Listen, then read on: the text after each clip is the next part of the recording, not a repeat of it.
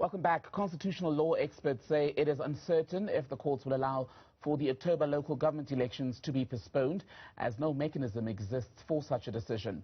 Political parties are divided, while an IEC-appointed judge found it would only be fair for the polls to be postponed due to the unprecedented COVID-19 pandemic conditions. For more on this, then, let's speak to former DA Chief Whip Douglas Gibson, as well as APC President, Thembi Godi. Both of you gentlemen, a very good evening. Welcome to News at Prime. Mr. Godi, let me begin with you. Is it right to say that the success and how South Africa comes out at the end of this process will be dependent on the attitudes of the various political parties? Well, we wouldn't want the attitudes of political parties to be a determinant on legal processes. We in the APC had argued in our submission that the elections should continue because we're entering on a slippery path which creates a lot of uncertainty in terms of what will happen going forward, because the conditions that are being put across as the basis for postponement, it's something that is out of our hands, and if we go that route, we cannot guarantee what the future holds. So I wouldn't want that the attitudes of political parties should be a determinant on what happens on something that is so sacrosanct as the right of our people to decide for themselves after every 5 years who should run their affairs. Do you have an appreciation then, given the unprecedented conditions, of the position that the IEC is in tonight? Well, look, I think that the first thing that should happen is to look at what is it that can be done to mitigate for the situation that we find ourselves in. Taking into account the fact that what is key and sacrosanct is the fact that the term is fixed constitutionally.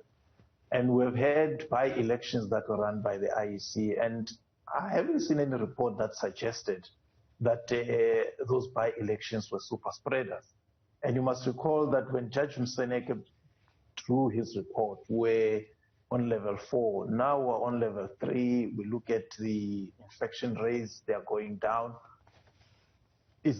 Can we predict safely that come October, September, we are going to be at that level? So if that is going to be the case, then we may as well never even have elections, because everything will be determined by how the virus behaves. Douglas Gibson, Thembi Godi makes the comparison that we're able to pull off by-elections this year during a pandemic, but is that a fair comparison given just the difference in scale between a by-election and national local government elections? Of course, there's a huge difference, but I'm delighted to hear that the ANC, and particularly the Minister Nkosanza Dlamini Zuma, have taken decent legal advice for a change. The Constitution simply doesn't provide for the minister to make the elections happen later. And so I think she's done exactly the correct thing in going ahead with the gazetting. And then the IEC must do its stuff. I mean, it's really as simple as that. So given that the IEC is now waiting on an outcome from the court, as is the Cooperative Governance Department, it's proclaimed a date, but neither the department nor the IEC can postpone an election on their own, what becomes the role of the opposition in the weeks and months ahead? Well, the opposition has an important constitutional role to fulfill, more particularly the DA as the official opposition. And I think we will go right ahead and do our very best to mount a proper election campaign, because it's absolutely essential that the voters should have their say. Our Constitution provides for elections every 5 years, and really, if this one is going ahead, which it may well do, then we'll have to do our best, and every other party will have to do the same. I think you might find that the parties who want a postponement, like the EFF, for example, are not expecting to do particularly well. so they'd like to put off the evil day. But Douglas Gibson, on that point then, if, for example, the court agrees with the Moseneke report that perhaps we should look at a date by no later than February next year, people who were going to do either badly or well would not necessarily be affected, would they? Not much would change in that window. Well, I don't know. Some people obviously think that it will suit themselves better, if the election is several months later. And I'm not sure how the court will find, but if it does, the Democratic Alliance, as I know them, I don't speak on behalf of the party. I'm no longer in Parliament or anything. But as I know them, they'll do their level best to win the support of as many voters as possible, because it's essential that the voters participate in what's going on. You know, South Africa is a very difficult country to govern. But having said that, I want to point out that virtually every aspect of our national life and every aspect of government is being very poorly run. The ANC has been in power for 27 years, and they're actually making a mess of it. So I think the voters need to have their say. Godi, let me come back to you. How do you make sense of the fact that constitutionally there were no provisions made for an hour such as this, where you've got a pandemic that at this stage is causing great uncertainty, which may disadvantage people's ability to participate in a democratic election? Is it a complete lack of foresight? Well, it might as well be so that you can't prepare for every eventuality. But I would imagine that an eventuality like this one should have been prepared for. And especially since the advent of COVID-19, we have always been told that it is going to be with us for quite some time. So I would imagine in terms of risk management, whether from government or from the IEC, this should have been foreseen. And when the IEC postponed certain by-elections early last year, I think around March, they should have then asked the question, in the long term, what does this mean? And the fact that they're doing it in the last minutes, I think it shows that someone slept, on the job. There should have been better vigilance, better preparedness. That's why, as the APC, we never understood and never supported the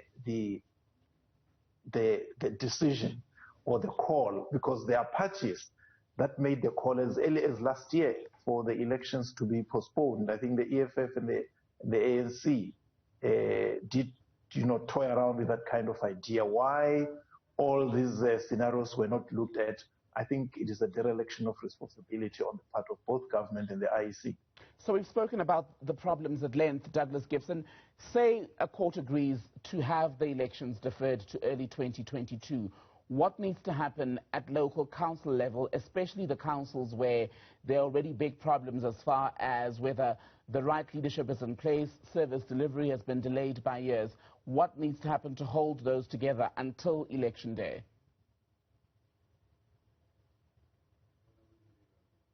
The election, I mean, in every democracy, the majority party forms the government, except in times of very serious national crisis, such as war, where, for example, Winston Churchill had an all-party government, and we, after 1994, we had a government of national unity, but of course that was provided for in the Constitution.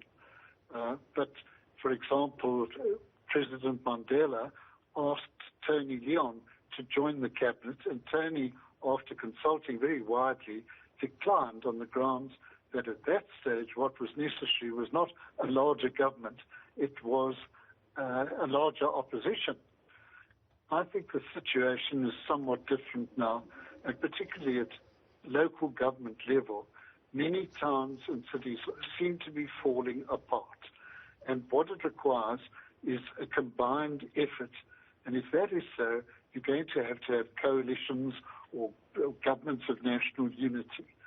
But I want to warn that those only work if they're properly negotiated and it's all put down in writing, because otherwise you have an unstable situation, which is bad for the voters, it's bad for the administration. We had the experience in Johannesburg, for example, of being dependent on the EFF, and there the mayor ended up being described by the EFF as our EFF mayor of Johannesburg. And the consequence was that the mayor, Mr. Mashaba, nice as he was, good as he was, lost the confidence of his own caucus. And so you need beforehand to settle the terms and conditions on which you're going to govern. And I think if we can do that, there are going to be many coalitions around South Africa after the municipal elections.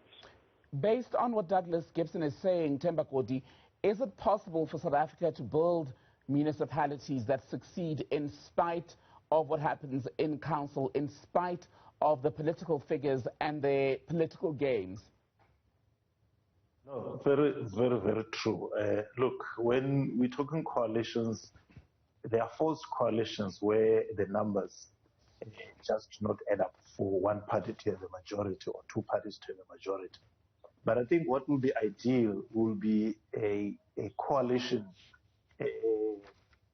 administration at local level, which is not forced, but which arises out of, a desire on the part of the elected councillors to run an administration in the best interest of the local communities, right, where service delivery becomes the center of focus and not the politics. Thembi Godi, good to speak to you. Douglas Gibson as well, the former chief whip of the DA. Thembi Godi, by the way, is leader of the APC. My thanks.